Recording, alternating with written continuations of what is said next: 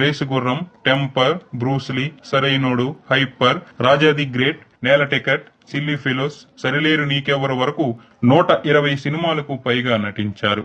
Villain గా, comedian గా, support artist గా ఎన్నో పాత్రలు పోషించి తెలుగు ప్రేక్షకుల్ని అలరించారు.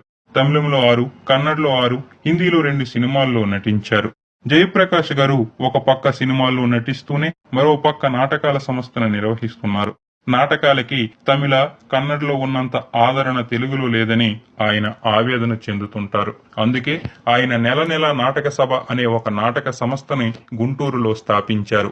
ఇందులో 200 మంది చందాదారుల్ని చేర్పించారు. జయప్రకాష్ గారు ఖచ్చితంగా ప్రతి నెల ఏదో ఒక నాటకాన్ని నిర్వహిస్తారు.